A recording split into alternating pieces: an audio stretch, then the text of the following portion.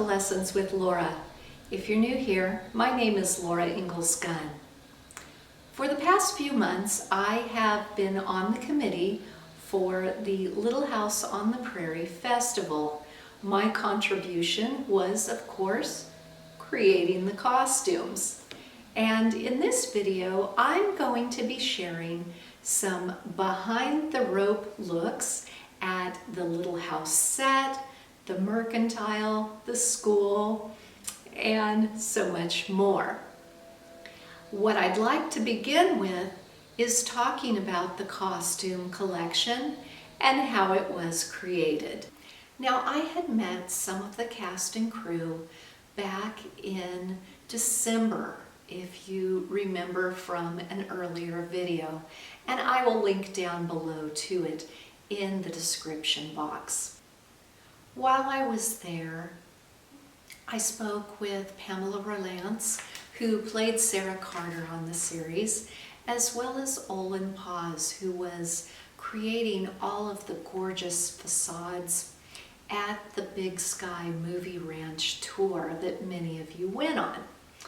And just to kind of bring you up to speed, I have been recreating about 30 of the clothing items described in the Little House books and writing a book about that experience, along with how to construct the garments and, of course, photographing them in some very memorable places. And I had finished writing the book in late fall, and I had started to think about what my next project was going to be. And I always had it in the back of my mind that I was also then going to write a book about creating some of the iconic costumes from the television show.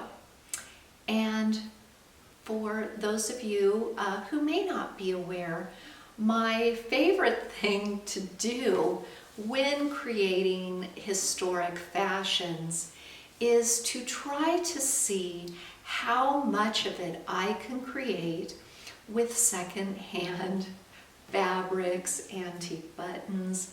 And so this was not going to be any different. I had started collecting calico fabric and cotton voile and linen and some twill from the 70s and 80s, which of course was when the television show was filmed. And my friend Becky is an antique button collector, and she's always my primary source to get just the right buttons. So in mid-December, Olin and Pamela had asked if I would be interested in creating some of the iconic costumes. So it was kind of a fun discussion with my husband when I went to him and I said, listen, I have this incredible opportunity to create something for the Little House legacy. The not so fun news is that I'll need to take the next 2.5 months off of work to do that. Dinner will be questionable, the house will probably be a wreck, and oh yeah, I'm gonna have to buy a lot of fabric and thread. And for those of you who know my husband, he is my #1 cheerleader. His response was simply, how can I help? So on January 1st, I started with Miss Beetle, and I have created posts and videos previously that, again, I'll link to down below if you want to follow some of that progress. Back in January, I took a poll on my Instagram asking people which dress they would be most interested in seeing recreated. And it wasn't really a surprise to me that the Sweet 16 dress won by a landslide. Now, this dress, it was a challenge. First and foremost, finding a red fabric with the right scale of tiny white flowers.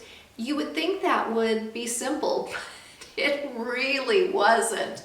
And again, I asked on Instagram if people had ideas or something sitting in their vintage stash that they would be willing to sell to me.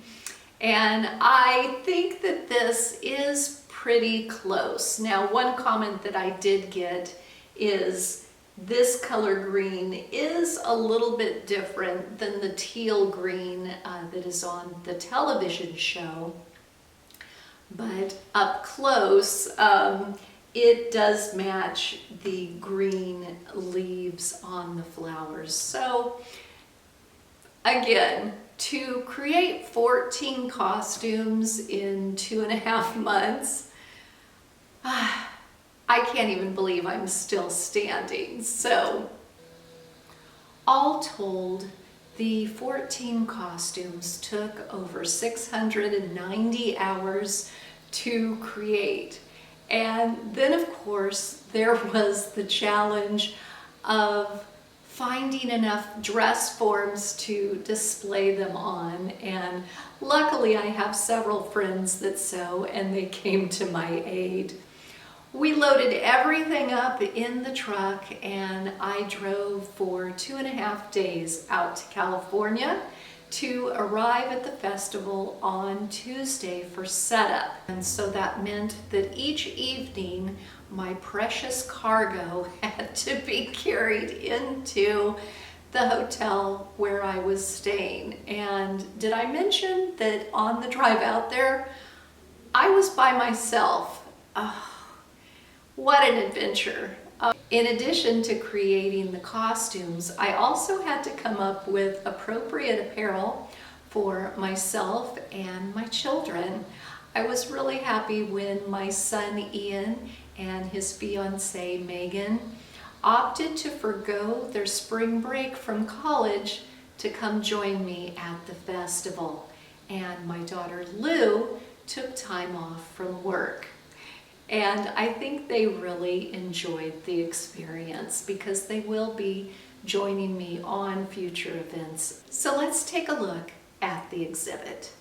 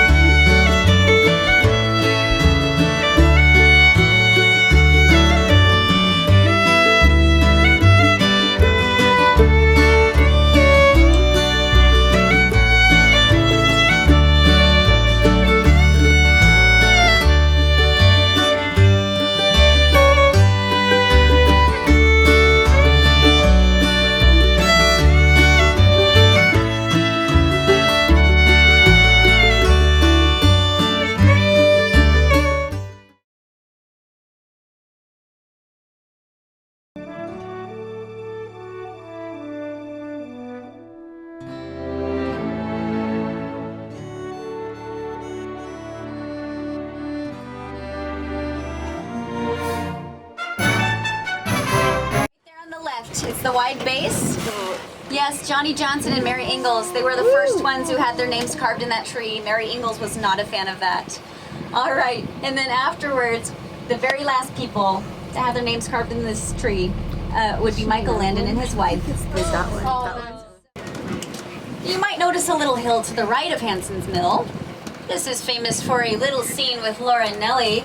It was a wheelchair trip to remember down this hill. There used to be a pond right at the base on the right of Hanson's Mill, Hanson Lumber Company. And that's where Nellie fell in and she found her sea legs. Or pond legs. Can I get that one? All right, we're going to move a little bit in, slowly. What about it? All right, coming up on our left is the feed-in seed. All right, so this one was featured throughout the whole series, but the owner, Liam O'Neill, was only in one episode. So Hanson's Lumber Company over there, that's where everyone in town worked at one point or the other, let's be real. And it's beautiful. The bank is on our right. That is our only brick facade in the whole town. Our banker, Mr. Sprague, he used to go fishing with Laura.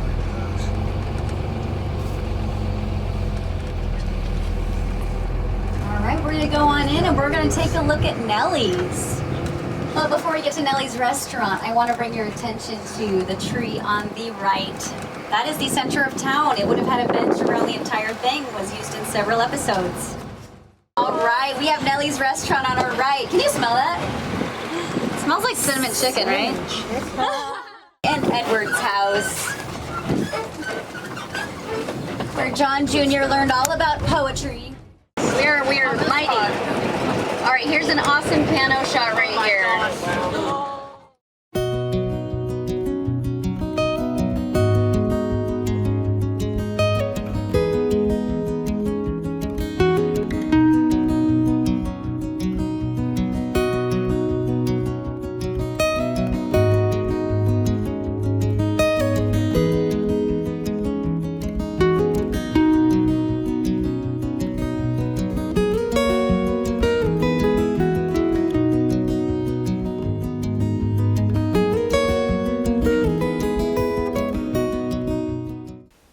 I hope you enjoyed going behind the scenes of the Simi Valley Festival. You may want to hit the subscribe button in the lower hand corner because I have so much 50th anniversary content that I will be sharing for the rest of the year. As many of you know, the celebration is now going on tour, and I will be joining along the gravel road in Independence, Kansas, Connecticut, Pennsylvania, Tennessee, and Branson, bringing my costumes with me. And the exciting part is, with each new stop, I'll be introducing a new character. So there's a lot to look forward to. In the next video, I will be speaking with the legendary Nicole Hawsey. She is the co-founder, along with Melissa Gilbert, of Modern Prairie. And if you don't know what Modern Prairie is, you are in for a real treat. So I hope I'll see you soon. And make sure you head over to Decor to Adore. That's my website where I go even deeper with additional images and details and special stories. Thanks so much for coming on the journey with me today.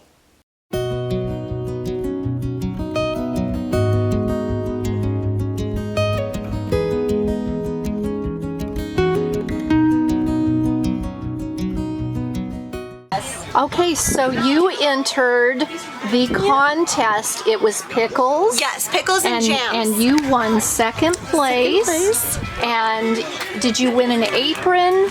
It looks like a pie holder. Yeah. And what is your name? Marina Long. Marina. Yes, and I made the only pickles in the whole festival.